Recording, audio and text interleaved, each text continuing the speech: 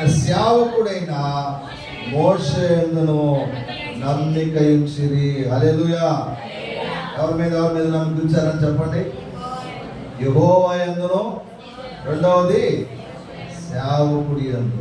ఎవరి మీద నమ్మిక ఉంచారని చెప్పండి. ఇప్పుడు మనం దేవుని మీద నమ్మకం ఉండాలి. రెండవది ఎవరి మీద ఉండాలి? సేవకుల మీద నమ్మకం. సేవకుల మీద నమ్మకం ఉందా? ఈరోజు సేవకుడు అంటే భయం ఉందా? విశ్వాసులే. అయ్యగారిని చూసినా కానీ పెద్ద పలకిచ్చేవాళ్ళు చాలా తక్కువ.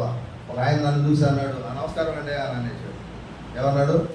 నమస్కారం అండి, ఇట్లా ఇట్లా నమస్కారం అండి, నమస్కారం అన్నా. ఆయన నమస్కారం అన్న, మళ్ళీ నమస్కారం అన్నా, మళ్ళీ నమస్కారం అండి అని అన్న.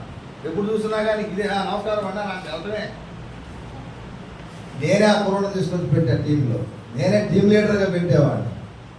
నమస్తే అన్నా, నమస్తే అన్నా అని అన్నాడు. నమస్తే నమస్తే అంటాను. అట్లాగనే ఆ టీమే వదిలిపెట్టేసి వెళ్ళిపోయాడు. ఎవరి మీద నమ్మకం వచ్చలేదు ఆయన.